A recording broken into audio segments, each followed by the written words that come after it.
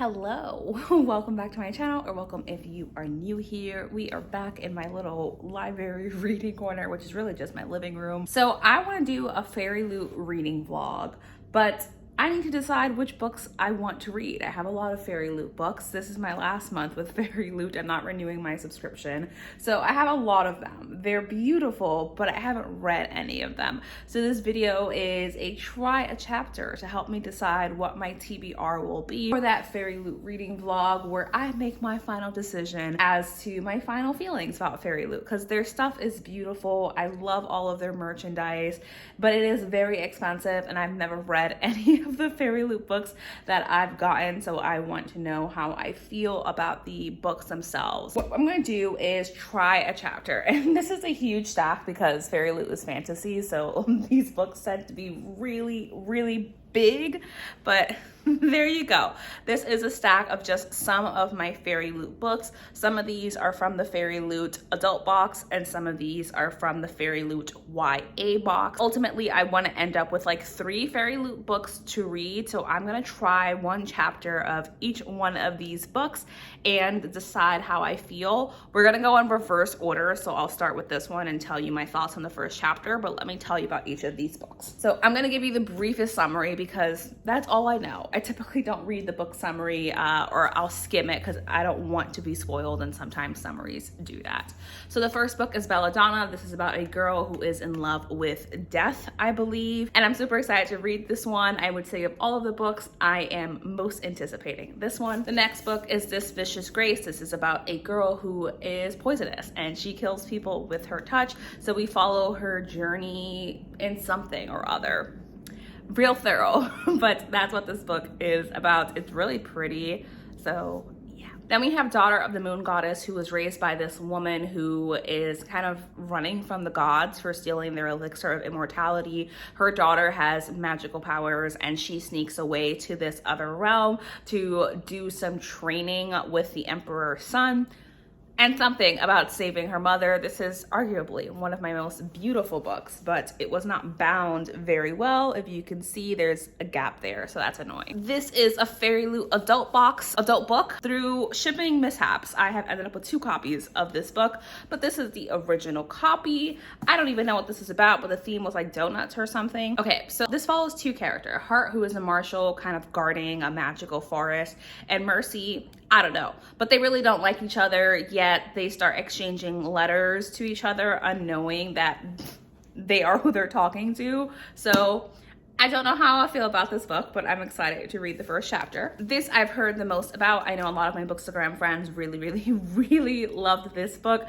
This follows a girl who was in a relationship with this man. Her heart gets broken because he becomes betrothed to another person. So she enlists a trickster deity kind of thing to help her get her revenge and to stop this wedding, essentially. So that's all I know about this one, other than it's very highly rated, and I know the sequel just came out, although it is blurred by an author who wrote a book that I really did not like and DNF'd almost immediately.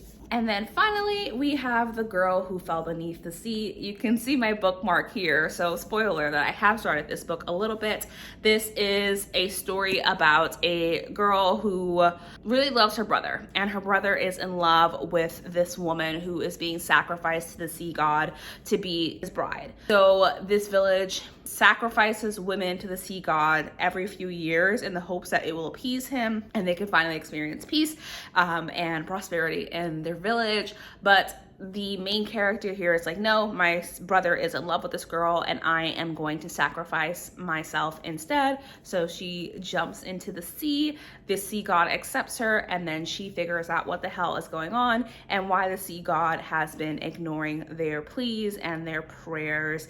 Some sinister shit is going on. So those are all of the fairy loot books I am going to try a chapter of.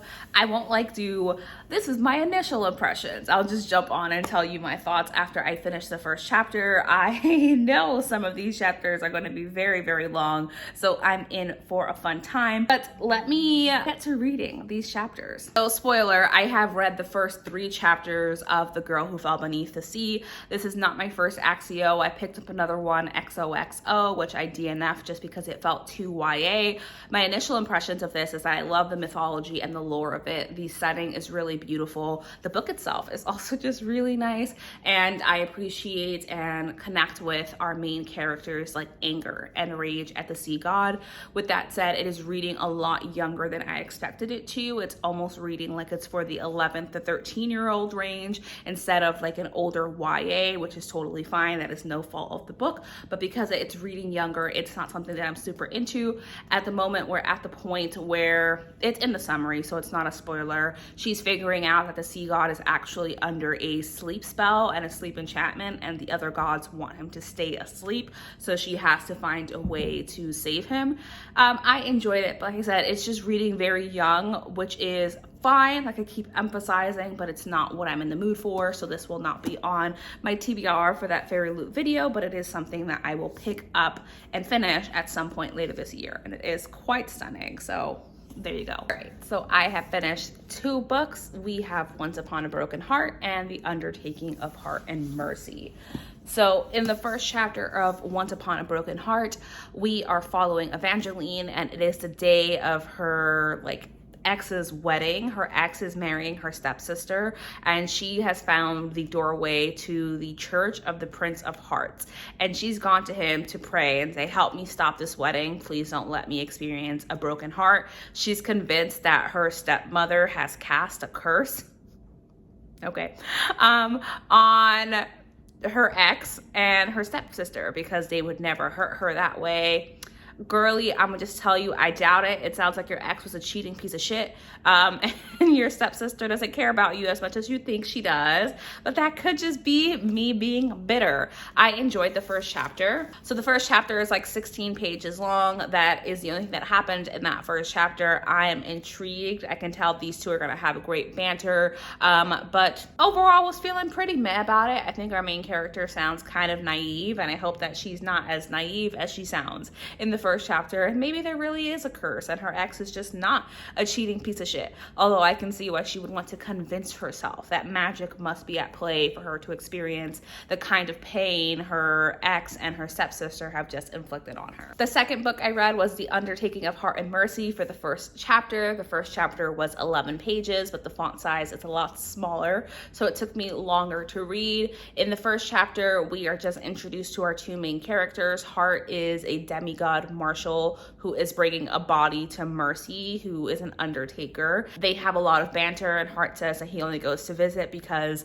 of the dog, and Mercy is like, listen, you're an asshole and you must not have any friends for you to be such an asshole. Hart takes that personally. We don't get a lot of information. We get some banter in here, and it ends with Hart writing in his journal a letter to just dear friend and putting it out in the mail, though he's sure that it's not going to be delivered. Obviously, from the summary and the premise of the story, we know that the letter is delivered and it lands in Mercy's lap. My first impression is that this was boring. Like, it was really boring. I was falling asleep in the 11 pages. I'm like, 8, there's nothing happening. Like, there's nothing happening. I don't care about these 2 characters, and it is currently at the bottom of my list for books to read. All right, so that's 3 books done. Once Upon a Broken Heart, The Undertaking of Heart and Mercy, and The Girl Who Fell Beneath the Sea. I'm going to read the first chapter of Daughter of the Moon Goddess and This Vicious Grace, and I'll update you when I have done that. It's like 30 minutes later, I have read the next 2 books. The first chapter, I keep saying that. Daughter of the Moon Goddess and This Vicious Grace.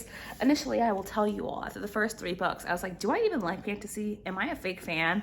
Glad to say I like these more. So the first chapter of Daughter of the Moon Goddess introduces us to our main character, and she lives in this massive kind of marble castle in the sky, and she's talking about her childhood and how she came to realize that her mother is the moon goddess, and our main character has magical powers and she has something to do with the stars. She uses her magic against her mother, telling her to not do that, and that draws the attention of the Empress and the other gods, who are pissed as hell at her mom because her mom stole an immortal elixir, and that's how she became immortal. It was never meant for her though, it was meant for her husband. So she is actually a prisoner in this palace, and her daughter had no idea.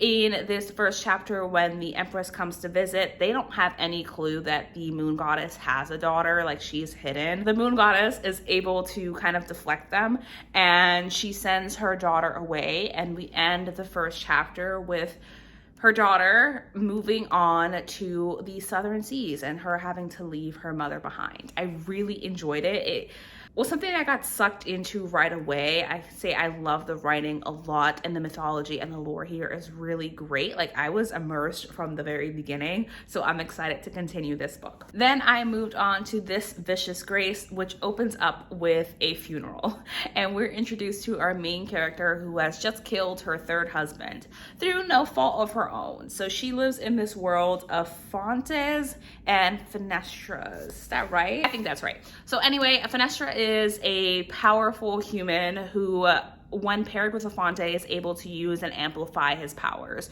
So they're always supposed to be paired due to a blessing from a goddess. However, my girl is super, super powerful, and when she's paired with Fonte, her husband, each and every time she touches them, they fall and they die because her power is greater than theirs, I believe. So we're at the third funeral, and my girl is desensitized, okay? She's like, I've killed all of my husbands. I'm sick of this bullshit. Like, this is not a gift. I always try to make this work, and I'm tired of all of my husbands dying, and I'm just sick of this shit. I just want to go be normal. And that's pretty much what happens in the first chapter, and we end with someone making an attempt on her life.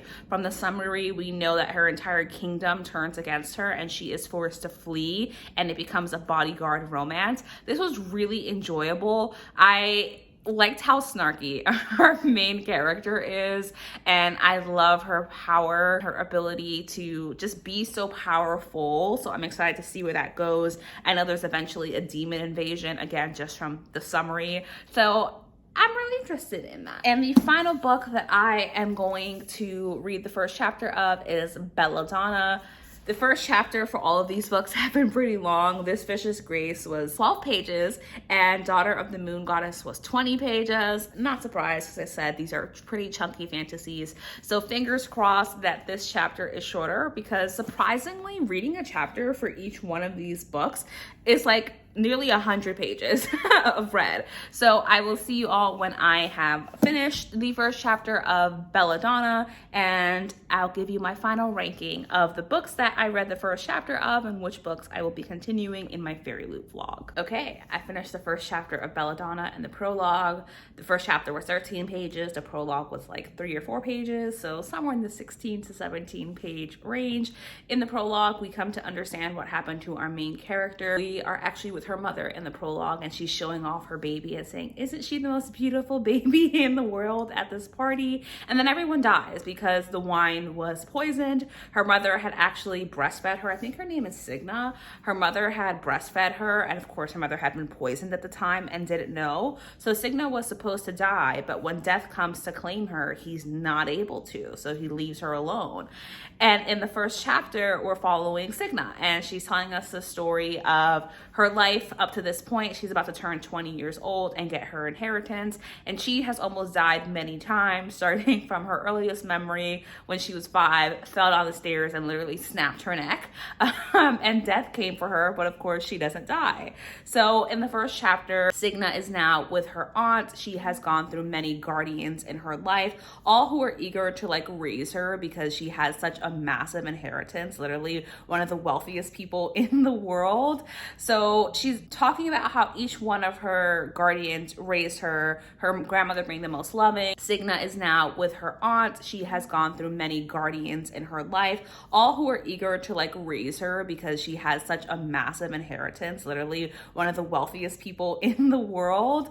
So she's talking about how each one of her guardians raised her grandmother being the most loving. She was fine with her uncle. He was chill, but he died. Pretty much every guardian she has ever had died. Now she's with her aunt, who is like horrendous and really hates her and thinks that she's a witch and that she has the devil in her soul. And her aunt is about to die as well. It's like Signa knows that. So she eats some belladonna berries and dies, or is about to die, so she can summon death. So we end the first chapter with her summoning death and saying like, why are you trying to ruin my life? What the fuck is going on? And then she stabs him in the chest. And that is where the first chapter ends.